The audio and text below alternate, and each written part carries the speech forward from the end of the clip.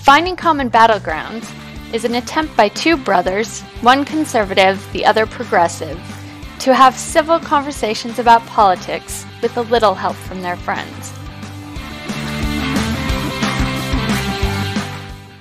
All right. Welcome back, everyone, to Finding Common Battlegrounds, the greatest podcast of love and agreement that has ever hit the internet. We have myself, Jake Cragen, Josh Cragen, and Ryan Cragen, two brothers. We do this podcast just for those who are newly listening because I got crap last time. I didn't say what this is about, and people I know listen to it. So the purpose of this is Ryan and Josh Cragen are very opposite on the political spectrum. Josh is a lot more conservative and Ryan is a lot more liberal. But our hope here is that these two brothers can find agreement in various points of politics and worldviews and anything else that's going on. Today, we're going to be talking about the two-party system that exists in America. And specifically, the question that we pose to these two is the two-party system in America still working, or is it even sustainable? So we might find a lot of agreement here. We might not, but it'll probably be a quicker one, just kind of judging off of some notes I got. So let's start off with Ryan. If Ryan, you want to give your overall point here? Yeah. So my overall point is, and we'll get to my specific points. I think this is an easy one. So I'm just going to start with like my major position of agreement here. Josh, can we agree that we should have a political system that leads to more than two political parties? Yeah. Okay, done. Groovy. That's it. Podcast Beautiful. Over. That's we can all wrap it up. I just thought it was that easy because we agree on the big thing, right? So now it's going to be trying to find ways that we disagree. Because honestly, I think we're just going to agree on almost everything. So that's my big overarching point. I almost feel like we're cheating because we have spoken about this before. I know we have. Yeah. Fairly recently. Yep. And I know you know exactly where I want to go with this. Well, we'll get there. We'll get there. All right. So on the first big point, we have agreement. So Josh, give me your same thing. The only reason I ask for a big point, generally when we do this, we'll just go 3 points, three statements from each group, from Josh and then from Ryan, and see if we have agreement. But on this particular one, Ryan gave me a overall topic. And so I'd like the same from Josh if you have one offhand. Oh, okay then, since you spring that on me. Yeah, the system isn't really working. And I'll get to that in my points, but the two-party system is failing. It's not working, and I'll give reasons why. Can we agree on that, Ryan? Yeah, I think it is very flawed, major problems. I would love to see an alternative system put in place that allows for viable third parties. Absolutely. Okay, beautiful. This is going so good. The brothers have agreement. So let's see if we can spice it up a little bit with some of Ryan's subpoints. So Ryan, if you want to talk to your first subpoint real quick, ask that question and we can go from there. Yeah, so this is less kind of a question, but we'll get to the question at the end. I just want to make it clear to our listeners what we're talking about here, right?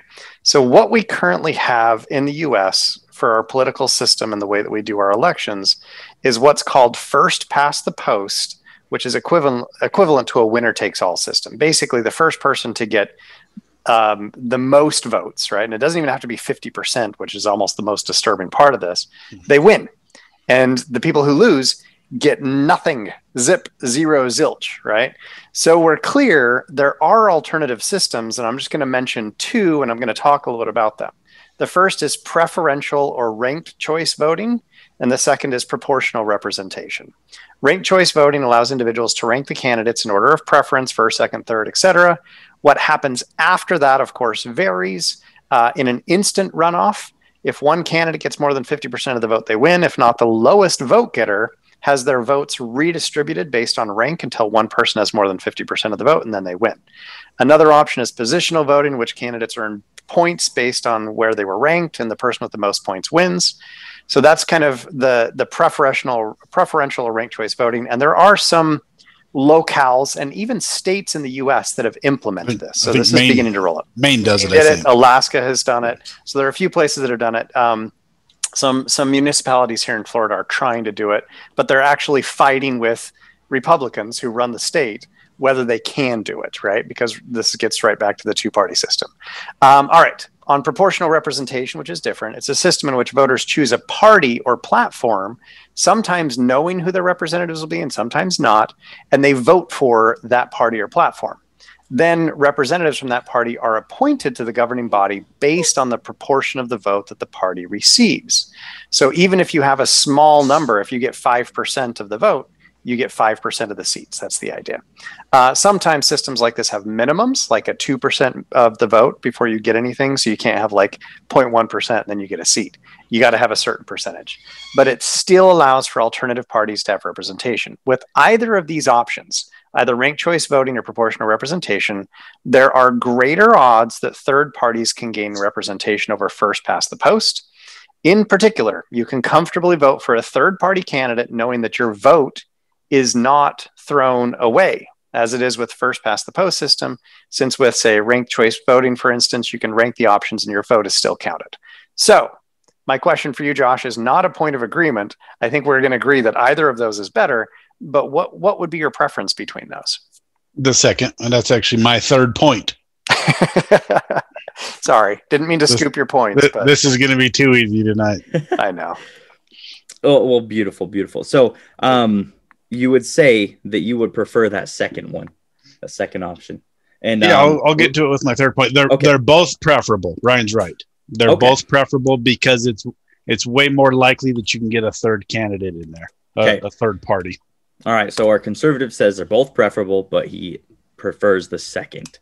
So agreement there. I like to hear it. Let's find out, Josh, if you want to ask your first question and go to your first point a little bit, see if we can agree on that one. Ryan, would you agree that voting third party is throwing your vote away? As currently almost all the time. So there are, again, on Cue the video. Cue the video. Oh, all right. Let me get the video up. I brought up my big guns first here. This is his whole argument. It is, because it's summed up so perfectly here. Okay. You guys are going to love it. Sharing my screen. Come on, screen. There we go. And let me just make sure that the audio is going to come through. And I may just splice this in later, but here we go for our video. My fellow Americans, as a young boy, I dreamed of being a baseball. But tonight I say we must move forward, not backward, upward, not forward, and always twirling, twirling, twirling towards freedom.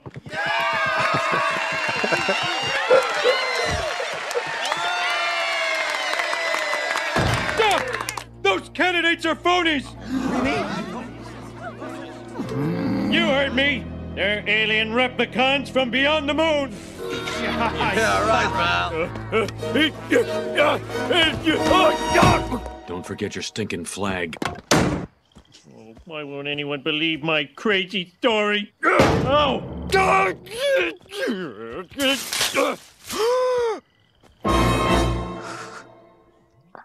Hold on, guys. I'll help you.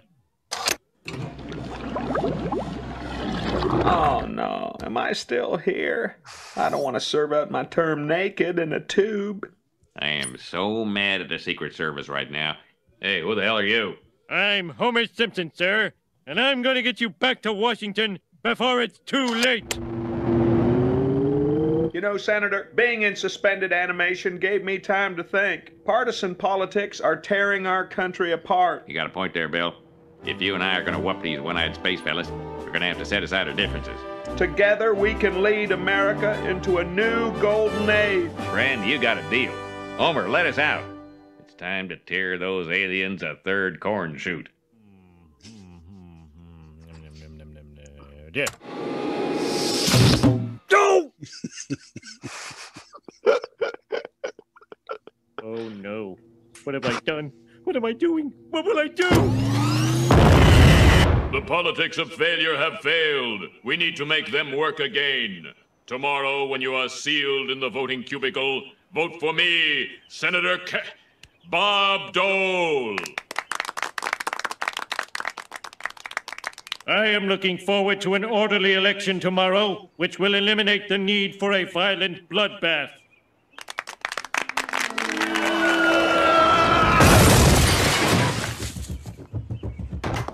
America, take a good look at your beloved candidates. They're nothing but hideous space reptiles.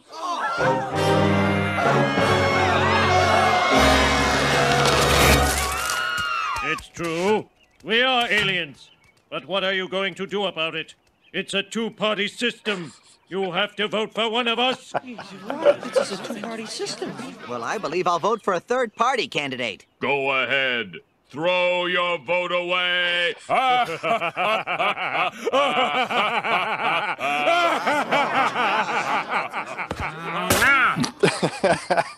Perot just punched his hat. All hail President K!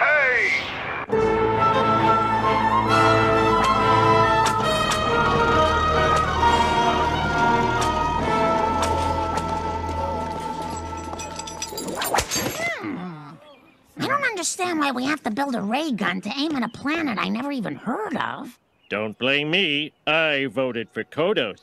Go! Do I need to say more? I mean, honestly, that's summed up in 4 minutes in a humorous way what the actual problem is. How many times have you heard, don't blame me, I voted for the other guy? Instead Many times. Yeah, we just accept this flawed system instead of fixing it and just say, oh, it's not my fault that it's flawed. I voted for the other guy. Is that video not amazing? In 4 minutes, sums up the whole problem. Yeah. Pretty good. Yep, I agree. Yeah. Hey, even your moderator kind of agrees with that one. That's great. Okay, so we have agreement on that point as well. That's real agreement. Yeah, that's true agreement. So let's go to Ryan's second point. All right. Again, I mean, I do have an agreement point here, but it's a question more than anything. What is your major beef with our current system that basically leads to two dominant parties? And I'm just going to mention some of my issues. Third-party votes are wasted. You just mentioned this. Gerrymandering allows parties to control specific districts indefinitely, leading to quote-unquote safe seats. So I'm wondering what your specific issues. I knew we were just going to agree on everything. But my question, I guess, is can we agree that having just two dominant parties sucks? Oh, yeah. Yeah. Oh, yeah. All right. So what are your major issues with our current system? The problem there is the parties aren't representative of hardly any of their constituents. Okay. The Republican Party does not represent me. Hardly at all. And I seriously doubt the Democratic Party really represents you and your values and your beliefs. You can extrapolate that further and say they're basically the same party. The Republicans and Democrats, for example, I don't want to go too far into this because we really could. The Republicans are supposed to be fiscally conservative, right? Mm-hmm. That means they just get a little more billions of dollars of debt than the Democrats now. They're not fiscally conservative anymore. Nope. The two parties are basically the same, and they're both just worried about maintaining power. They don't represent us. It's that's the main thing. I'm not represented. I don't feel represented. Great. Oh, I love it. I mean, this is almost we should have picked a more controversial topic. My second point, I'm gonna suck it. All right. Well, let's hear what this second point is. Let's see how well you can do. Are you reading it or am I? Ryan, would you agree that Joe Biden is a perverted, senile, doddering old fool and a piece of crap? All right. I'm not actually going to make you answer that. Okay. Here's the question I would like you to answer, and you don't have to answer it if you don't want to, because I don't want this to be like a gotcha that I'm put you on the spot. But if you would, explain to me why you voted for Joe Biden without referencing Donald Trump. Okay. So I didn't vote for Joe Biden in the primaries. He was not my top candidate. There were other candidates who I agreed with more. But even that, to be completely honest, right? Even that who I ultimately voted for in the primaries was dictated by who I thought could win in a two-party race. Mm-hmm. It wasn't somebody that represented you. Not entirely not representing me, but not the candidate I think I would agree with the most, right? And I actually, among some of my friends who are also left-leaning kind of liberal individuals, when I said I was voting for Buttigieg, I actually voted for Buttigieg in the primary, right? Okay. They didn't understand why I was voting for basically a more moderate Democrat, right? He's not in the AOC camp. He's very moderate, right? Just very inexperienced. Yeah, very inexperienced. I totally get that, right? Smart guy, inexperienced, but very moderate. My logic was not that I agree with all of his policy positions, but I thought that he could, being a moderate, pull more moderates and potentially win in a two-party race. That was my logic. It was not because I was like, I agree with him. Yeah. Let me stop you. I don't want to completely stop you, but what you're pointing out is one of the problems I wanted to get to. Who you're voting for, one of the big criteria is, I think this guy can win. He doesn't necessarily represent me, but he'll beat the bad guys. He'll beat the Republicans. So that's why I'm voting for him. Yeah. That is so problematic. That's absolutely. That's so indicative of the sickness that is the two-party system. So keep going with what you're saying. Right. So your original question was, why did I vote for Biden without referencing orange-haired dictator wannabe? At the end of the day, exactly. Right. At the end of the day, there's nothing. Well, which is not a bad thing. I agree. This is not a gotcha. This is an answer. You can do the same thing to me, right? Sure. You can do the same thing to me.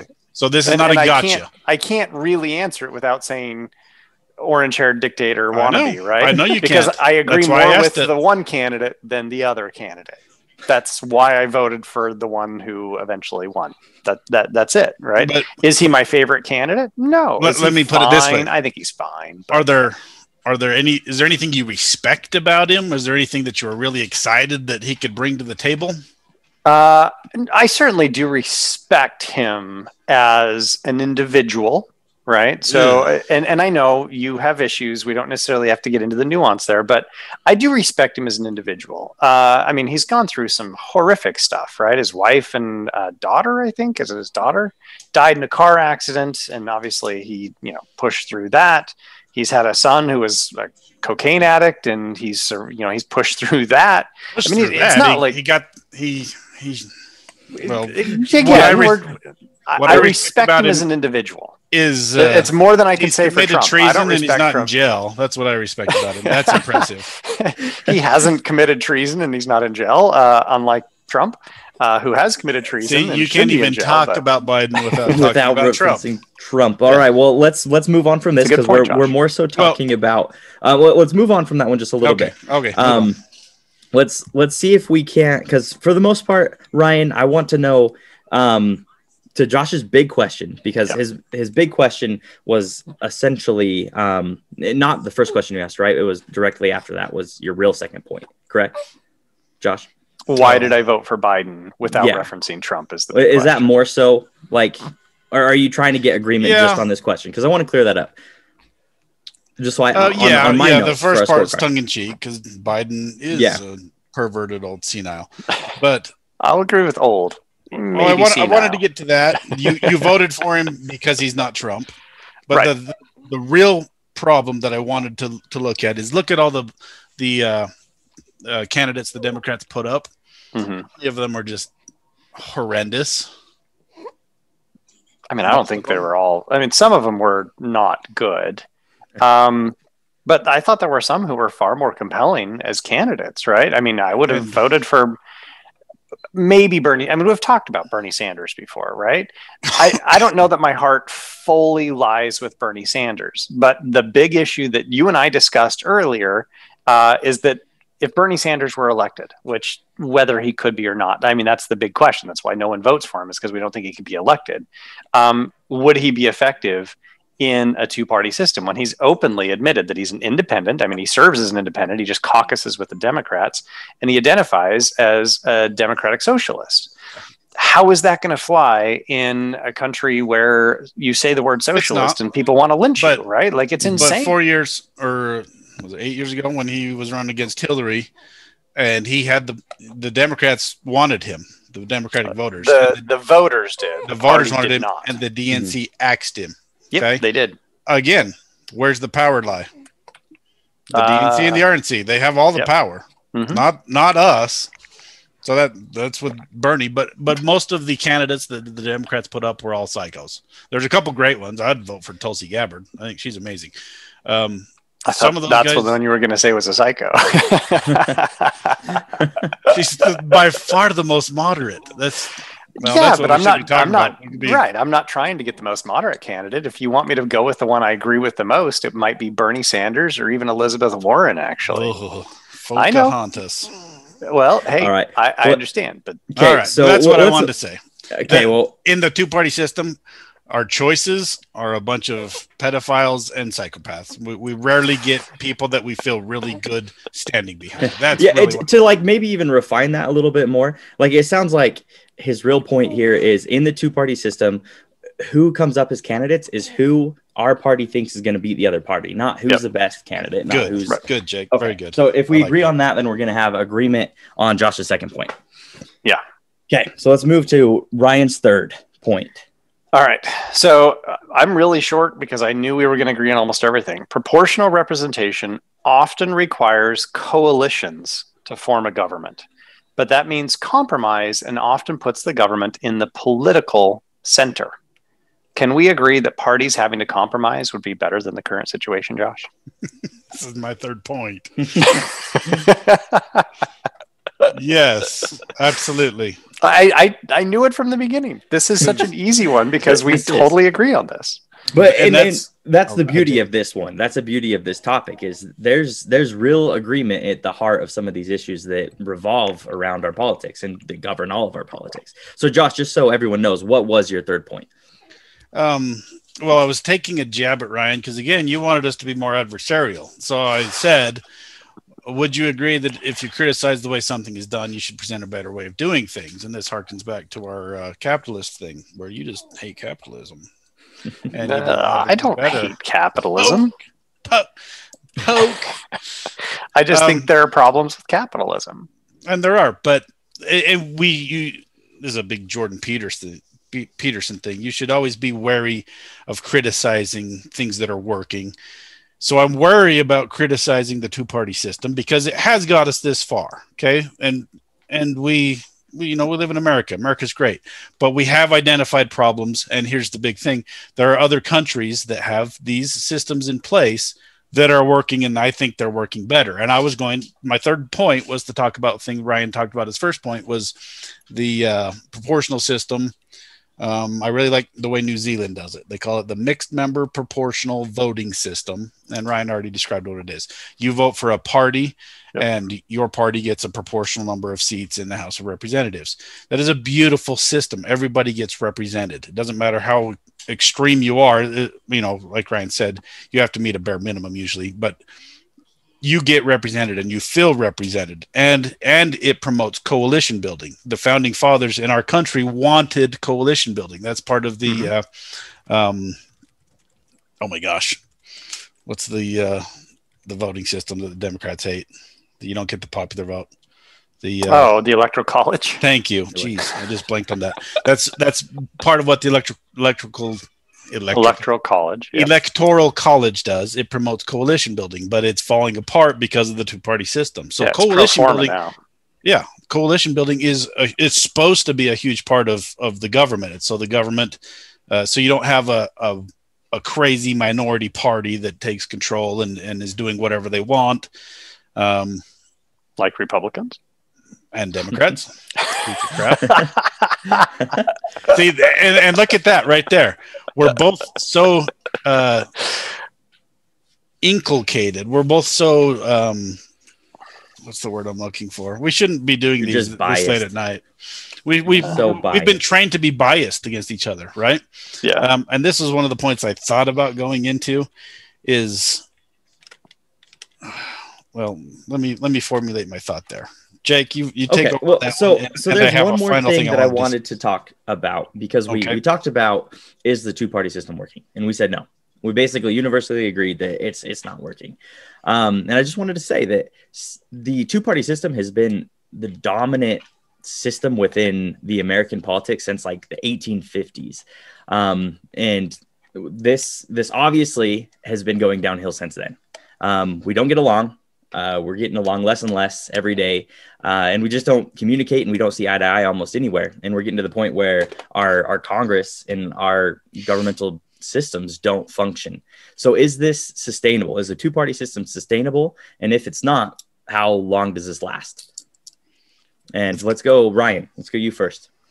Well, I mean, certainly it's sustainable. So it will continue in this broken fashion indefinitely into the future. But that's part of the problem, right? Like what you just said, and you can see this in polling data.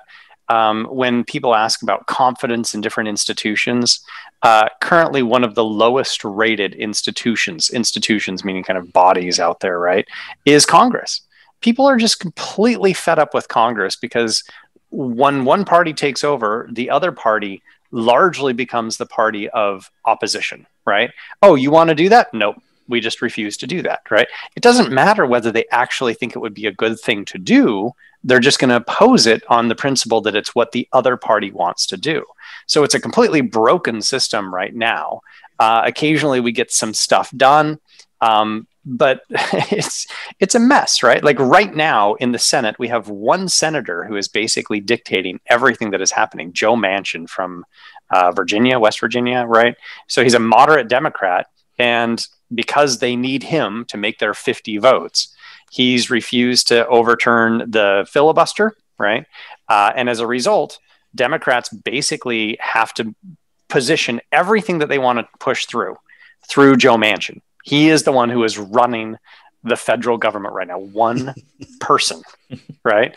Can you tell me of a more broken system than one where every piece of legislation basically has to be approved by one person because he's the deciding vote in the Senate? That's just totally broken. And to Josh's bigger point about having representation, I mean, I don't know that I have anybody really who represents me and my particular positions, because at the end of the day, I live in a swing state, right? Josh doesn't. Josh can do whatever he wants with his vote. We know which way Utah is going to go every single time, right? But I moved from Utah to Ohio, which was a swing state. My vote counted. And I moved from Ohio to Florida, which is also a swing state where my vote counts. So I have to play that game, which is who's going to win, not who actually represents my interests. It's terrible. It's a broken system. So yes, it can continue in its broken, crappy fashion, but I am not happy with it. I think it needs to be revised. We might actually disagree there. I don't know if it can continue, because that's why we're doing the podcast, isn't it? To try to promote a dialogue between the two factions, because there's only two factions in our country, which doesn't make any sense. I don't know if that can continue, because there's so much vitriol and anger and hatred, and the elections are getting crazier, right? Crazy things happen in January. Things are getting weird. Let me throw this at you. Okay. This is going to, I didn't go there, but we're short on, or we're not, we got time still. So I thought about going there, but it sounds kind of conspiracy theorist. So the British Empire, when they would go and take over a country, here was their playbook. They would identify two groups in the country, two indigenous groups that didn't like each other, and they would prop them both up and let them fight each other, and they would continue to make sure both of them stayed in power. For example, when they went into the Levant in the Middle East and they took over, they propped up the Hussein family and another family. They gave one the political power. They made them like the president and whatever. And then they made the other one the religious leaders. And then they made sure they both stayed in power, and they played them off against each other. And this tiny little island nation of Britain, they were able to control a huge chunk of the world. And they only left couple hundred soldiers there, and they took all the money and all the taxes. It's incredible what they were able to do. Their weird imperialism playbook was all about getting two groups in the country, giving them the power and playing them off against each other. So everybody in the country could go, oh no, it's the Hussein family that we hate. And the British people over there taking all the money in the background going, oh yeah, it's them, get them. And then they would send in their agents to do the opposite to the other people. And they were able to control a huge chunk of the world doing this exact thing for how many hundreds of years? It's quite a while. It's incredible what they did. And the more I study what they did, the more I look at our situation and go, what's going on here? Who's the real enemy? Because politicians don't go to Washington and leave empty-handed. They all leave wealthy. They all leave with connections. Who's the enemy here? Because Ryan and I are supposed to be enemies according to the narrative. Ryan, are you my enemy? Nope. I don't think so. But that's what we're supposed to believe, and that's what we're programmed to believe. That the Democrats are the bad guys. The Democrats are the ones trying to take away my rights. The Democrats are the ones that are coming for my children. And then I go and talk to Ryan and go, oh, yeah, that's not actually the case. He loves my children. Yeah, I like being around him. But I then was when just I'm not looking at pictures of McCoy from the wedding. I was like, man, I miss McCoy. That kid is funny as funny can be.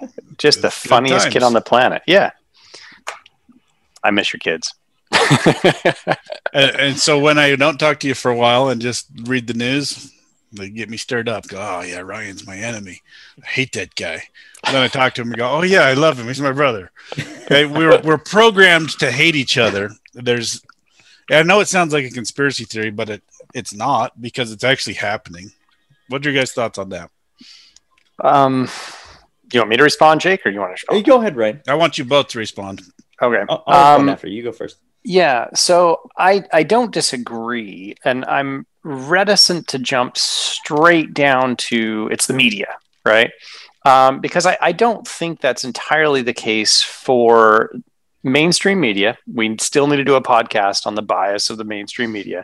But your big kind of three, ABC, NBC, CBS, I don't think they're pushing a huge narrative of opposition. I don't get that from them, but again, I don't watch them. I don't really pay a lot of attention to them. But certainly your MSNBC and your Fox News, they absolutely do that. They try and drive a wedge between people. That's their bread and butter. And obviously, Fox News and his other media platforms have made Rupert Murdoch incredible amounts of money. And I wonder, right? So rather than saying that it's all media, certainly there are people in the media who see a financial incentive to pushing certain narratives that divide us. And I'm not going to say that it's just Rupert Murdoch, because there are people on the left who do the same thing. It has anything to do with the government either? Media driven? Well, I think it's financially driven, right? So I don't know if you saw the going off on a tangent, but I think it kind of comes back. Did you see the ProPublica article that came out about how the richest Americans are avoiding paying taxes? Did you catch this? No. So it was really fascinating. It got picked up by various media outlets, but ProPublica was given a whole bunch of IRS records from people like Jeff Bezos, and found out that basically what he does to avoid paying taxes, because his salary is like $80,000 a year from Amazon, right? Mm-hmm. But he's worth $160 billion. He only pays taxes when he sells stock, because most of his financial remuneration comes in the form of stock options, which he gets. And then if he sells them, that's capital gains. Then he would have to pay taxes. So what he does, because he's worth so much money, he takes out massive loans from banks, and then he gets to write off the cost of the loans, but then he's not selling his stock. And as a result, he's paying nothing in taxes. The three of us are paying more in taxes most years than Jeff Bezos is. and he's not the only one who's doing it. Warren Buffett does this too, which Warren Buffett's left leaning, right? So it's all these billionaires are not paying anything in taxes most years because they're gaming the system. And I think it was Warren Buffett who said it in the 1990s. He's like, look, there's been a war between the uber wealthy, the very top, right? A war between them and everybody else in the US, class warfare. And he said, we're winning. The rich are winning. And you can absolutely see that in stuff like this ProPublica article, where they're not even paying taxes, right? How is it that I'm paying more in taxes every year than Jeff Bezos, who's worth $160 billion? I'm not worth $160 billion. So I don't mean to turn this into class warfare, but if we're going to say that, but if we're going to say like who's benefiting from this, I think it's a financial benefit more than anything. I don't know that it's the government with a big conspiracy. But I think it's the people who pull the strings behind the government, which is the. But how are they getting away with it? By pulling the strings with the government. Absolutely. Yeah. So they make massive donations. So you can excuse the politicians. Is what I'm getting at. Oh, absolutely, politicians. And we already know this, right? So to illustrate, my wife, Debbie, I'm pointing as though she's here because that's her desk and she's there all the time. But she is a genetic counselor. And here in the state of Florida, she actually was just lobbying our Congress, right, our legislature, to get a bill passed to give licensure to genetic counselors so then they can bill insurance for the services that they provide. They've been fighting for this for years. But that entailed her going up to Tallahassee, actually testifying in Congress, right? Writing a whole bunch of letters. They had lobbyists who were helping. They were setting up meetings, all of these things. And I literally at one point was like, so how much do we have to donate to get these politicians to listen to? That's the response that I have, because we all know that's exactly how the stupid freaking system works, that's right? How it works. If I make a big enough donation, they will open their door and have lunch with me and we can talk and we'll get our legislation passed. That's how the system works. It's basically legal bribery. It's ridiculous.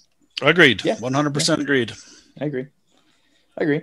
So I'll give you my quick thoughts. And it's a lot of the same thing Brian said. To me, the division that we see today comes from greed. It really does. And the only time that Americans come together and can see through their own greed is in times of crisis. Like you look after 9/11, everybody was Americans in that time. We didn't care who was rich, who was poor, who was left, who was right. It's like, oh man, we just got attacked. What's happening? In world wars, same things happen. We come together, we bond together, and we support our politicians, and we say, hey, like let's start working together because we're America. We're a unit. But when we forget that, when we get greedy, when things are happy, we're like, well, man, everything's going great in America, but my freaking liberal neighbor over there's got more money than me, and I don't like this. And for me, it comes down to that. Like both conservatives and liberals forget that we're Americans at heart. They get greedy and they see the only way they can push the things that they want, the things that are important to them, is through a broken system of electing the most not moderate. What's the opposite of moderate? Extreme, the most extreme candidate they can to ensure their position, because their position is better than the conservative position. And so in the very end, for me, it's just humans are greedy. We're all greedy. We want what we want. And we very frequently lose sight of what's important. And it's just being brothers, agreeing with each other and finding common ground and loving each other as kids, and like just loving each other as people, as humans. And for me, I don't think this system is sustainable at all. I think since the 1850s, since this two-party system has taken over, there's always been heat in politics and there's always been debate in politics, and that's true. But at least it was logical back then. At least they made sense.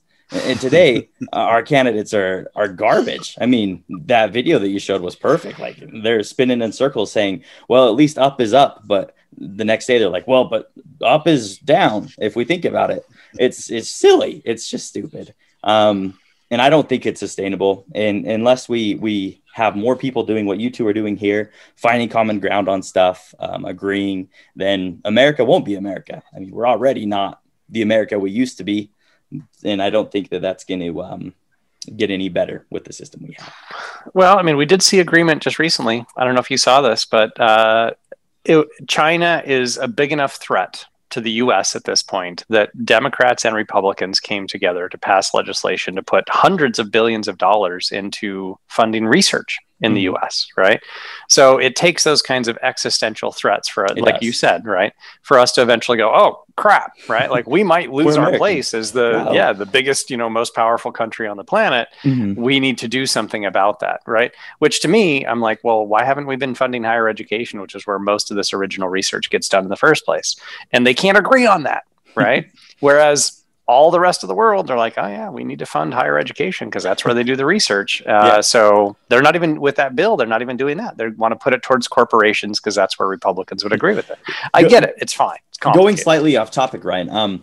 Josh actually convinced me that maybe a good thing that we could do in the future is to have Josh moderate, and me and you will talk about whether or not higher education is a good thing in the current higher education system that we have going on right now, because I love education. I think it's amazing. Like, I've gone to school almost the entirety of my life. I'm still in school. And I think it's a great thing, but the educational systems that we have in America suck. They're not predatory. They're predatory. They're not great. I mean, there's good in there for sure, but there's also a lot of bad. But I do agree with you. I think, just like what you said, we need to fund things that are important to help build us all up. And yeah, we agree on the big point. This is the tiny points. I think we do. Right. I mean, and when I say that it's sustainable, I only say it's sustainable because it's broken, but it still seems to be functioning. Right. It's terrible. It's problematic. Everybody hates it. Nobody likes what's currently happening. But can it survive for a while? I don't know how long, but it's surviving now. For a little while. Broken hand-me-down car your parents give you. Right. People are getting violent. Violence is going up, and it's all political related. We got people burning down cities now, and crime rates are going up. And we're having, the Republicans had one demonstration where 100 people and a dude in a buffalo hat stormed to the Capitol. But, Democrats have been doing this for a year. So people are getting more heated. I don't think it's sustainable for too much longer.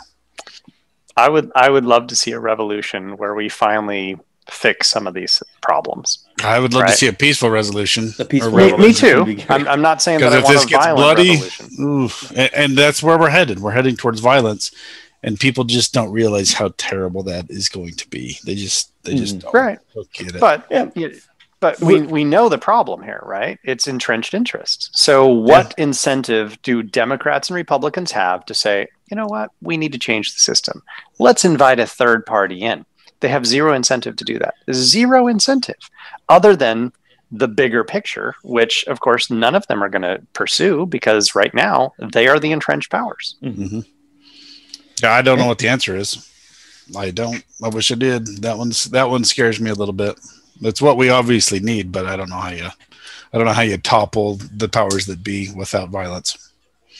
Yeah, even if it's not violence from something like a civil war, like the thing that's really scary is other countries preying upon our time of weakness where we hate each other. I mean, we need to, maybe that happens, and maybe that's what forces us to come together and be like, all right, where's our third party that's actually going to help us get through this? But sure.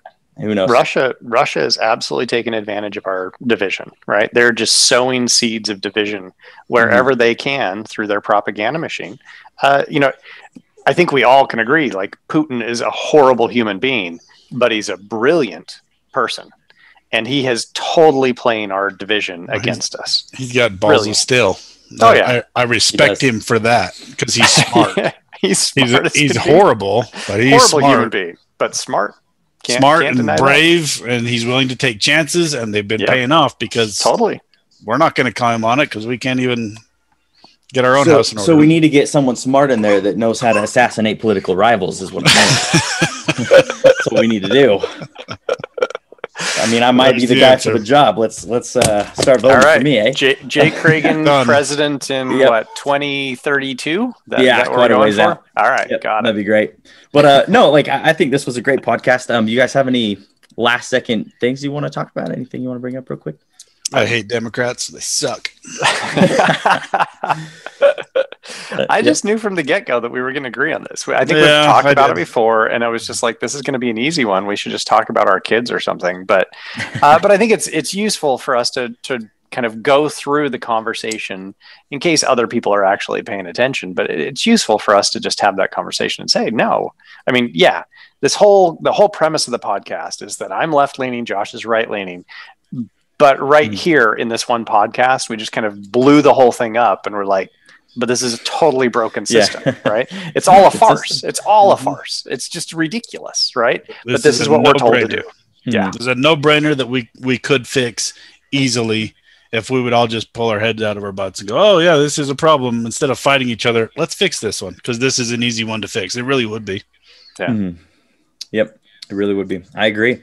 No, I love that we found a lot of agreement here. I think it was a good podcast. We'll have to set up the next one quickly, but hey, it was wonderful getting together with you guys. I hope people enjoyed listening to this one, and I hope people can take some of the things they heard today and find common ground with their political rivals, try to create a new system.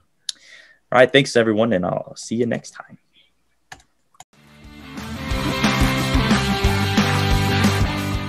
We hope you enjoyed this episode of Finding Common Battlegrounds. The music is by Ben Sound. The views expressed in this podcast are those of the participants and not those of their employers. For more information or more episodes, you can find us at findingcommonbattlegrounds.com.